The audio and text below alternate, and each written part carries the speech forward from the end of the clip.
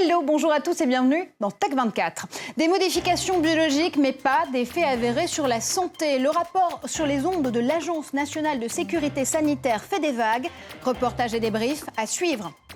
Et dans Test 24, Guillaume Gralet du magazine Le Point allume au lit. La lampe connectée Made in France vous promet des réveils en douceur, en couleur et en musique. Démonstration dans un instant. Mais d'abord, limiter la durée de ces appels ou utiliser des oreillettes. Des recommandations de bon sens pour un rapport qui reconnaît les effets biologiques des ondes électromagnétiques sans noter d'effets avérés sur la santé. L'Agence nationale de sécurité sanitaire a enquêté pendant 2 ans avant de remettre ses conclusions. Tout ça pour ça? Réponse en images. Les antennes relais se multiplient. Alors avec les téléphones portables, nous sommes tous de plus en plus exposés aux ondes électromagnétiques. À peine sorties de l'école, ces fillettes de 10 ans téléphonent. Elles appellent en moyenne une demi-heure à 3 heures par jour. Les adolescents, eux, font de même et depuis longtemps. Depuis mon CM2, je crois. Ça remonte parce que je voulais absolument en avoir un et mes parents ont craqué. Et ça peut être des petits appels comme des grands. C'est-à-dire des grands de plus de 2-3 heures? Oui, voilà, même plus des fois. Quand on parle. Et donc, Et vous mettez l'oreillette? non.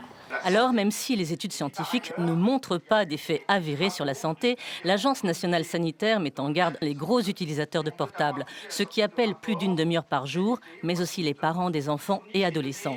L'Agence recommande l'utilisation de l'oreillette. Sur les enfants, on manque cruellement d'informations sur les aspects épidémiologiques. On sait que dans le cerveau d'un enfant, il y aura plus d'énergie déposée que dans le cerveau d'un adulte. D'où la question qu'on se pose. Inquiétude ce matin dans cette école du 12e arrondissement de Paris. Des travaux récents de renforcement de l'antenne relais en face ont alerté les parents d'élèves. Ils s'inquiètent parce qu'on ne sait pas, parce que il y a de plus en plus d'études qui prouvent que c'est toxique, mais c'est sur du long terme, c'est pas palpable. L'exposition aux ondes électromagnétiques a des incidences sur le sommeil. Il a des effets donc sur le corps, mais sans qu'on ait établi de risque avéré pour la santé. Et retour au plateau pour le débrief avec Guillaume Gralet. Alors Guillaume, on se doute bien qu'avec l'avènement de la 4G, on va vivre avec encore plus d'ondes électromagnétiques. Concrètement et surtout à court terme, comment est-ce qu'on fait pour s'en protéger? Bien écoutez, l'imagination des industriels est sans limite. On a vu apparaître sur le marché des peintures anti-ondes qui doivent protéger une salle de classe ou encore la chambre d'un bébé. On a vu également, Marjorie, apparaître des pyjamas anti-ondes et même des caleçons anti-ondes. Je vous promets, on le testera un jour. Je vous laisse faire le test tout seul. Exactement. Alors on voit énormément de promesses, mais il faut faire attention que toutes ces solutions s'appuient sur des organismes qui aient validé scientifiquement leurs produits. C'est pas encore toujours le cas. Une start-up française, par contre, qui s'appelle PhaseUp, elle promet, elle a mis au point un patch qui doit permettre de réduire les émissions de DAS. Vous savez, ces fameux débits d'absorption spécifiques qui peut être dangereux. Ça fonctionne comment? Tout simplement, effectivement, Marjorie, en collant ce petit patch sur une coque qui doit être située au dos du téléphone portable. Ça marche pour 13 modèles, du Samsung S3 à l'iPhone 5. Et PhaseUp promet un taux d'absorption, de réduction entre 75 et 95%. Bon, alors ça, ce sont pour les solutions notamment françaises. Et on voit que la France a pris position, bien que ce soit une position un peu tiède. Concrètement, comment est-ce que les autres pays, eux, regardent ces ondes électromagnétiques? Effectivement, Marjorie, tous les pays du monde s'intéressent à ce problème ou cette possibilité de problème, tout simplement parce que le mobile envahit nos vies. L'année prochaine, il y aura plus de mobiles que d'habitants sur Terre. Alors, l'étude la plus célèbre, elle s'appelle l'étude Interphone. Elle a porté sur 13 pays, sur plus de 10 000 personnes. Elle a duré pas moins de 11 ans. Et là également, comme l'étude française, il n'y a pas de conclusion définitive. L'étude dit qu'il y a possibilité de danger, spécialement en fait pour ceux qui utilisent le portable plus de 12 heures par jour. Elle recommande de continuer les recherches et surtout, elle recommande à court terme le principe de précaution.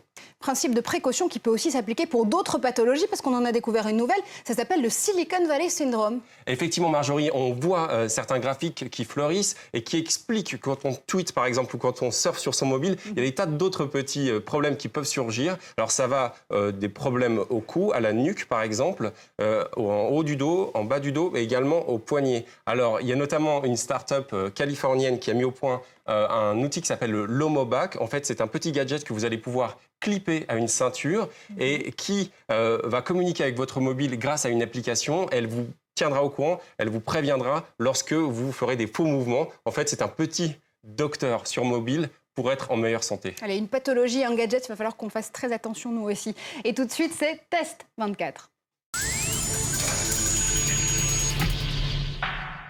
Créer l'ambiance lumineuse idéale, c'est la douce promesse d'Oli, une lampe intelligente pilotée par iPhone, iPod ou iPad. Du bout de ses 18 LED, le projecteur diffuse une lumière dynamique et colorée, mais pas seulement, puisque la fonction Music for the Eyes permet de synchroniser musique et luminosité. Alors Guillaume, est-ce que vous en avez pris plein les yeux?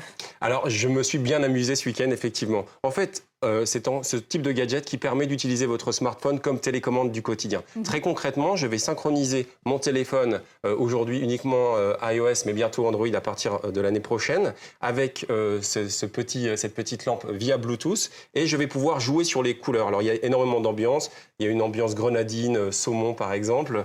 C'est nuancé. Voilà, on va pouvoir bien jouer, on peut s'amuser. On le voit d'autant plus, si on éteint un petit peu les lumières du studio, on va voir que ces différentes diodes, pardon, Oui. voilà. On a eu très peur pour la lampe en même temps. Voilà, on va pouvoir jouer un petit peu sur toutes ces différentes ambiances. C'est vraiment bien fichu. Il y en a 50 différentes. Il y en a 50 différentes. Alors, il y a une autre chose qui est vraiment intéressante, parce qu'ici on avait déjà parlé du système U de Philips, c'est qu'on va pouvoir jouer avec de la musique. Par exemple, l'intensité lumineuse va s'adapter. J'avais mis un petit morceau de Schubert tout à l'heure. Et en fait, on va Toujours voir... truite, c'est pour l'ambiance saumonée.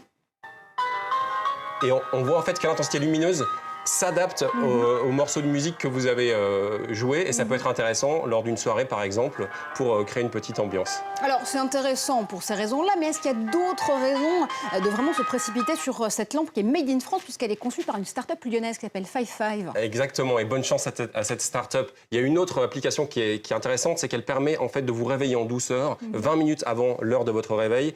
On va pouvoir avoir une intensité lumineuse qui va croître légèrement, en tout cas sur les couleurs que vous aimez bien. Ce qui est un petit peu dommage, par contre, c'est le fameux câble. On aurait aimé sur un produit de ce design qui va être disponible dans les Apple Store, quelque chose qui soit sans fil. Ça, c'est quelque chose qu'on aurait apprécié. Ceci dit, c'est un produit intéressant et qui est très facile à utiliser. En tout cas, ça a été très vite de mon côté. Disponible à partir de novembre, pour un prix de 199 €, si je ne me trompe pas. C'est ce qui aussi minore un petit peu votre note cette semaine. Exactement, on a salué la facilité d'utilisation, le design qui est joli, mais effectivement, 199 €, on trouve que c'est un petit peu cher, surtout si on va en acheter plusieurs pour bien en profiter dans un salon, par exemple. Merci Guillaume pour toutes ces explications. Vous l'avez compris, c'est presque la fin de cette émission.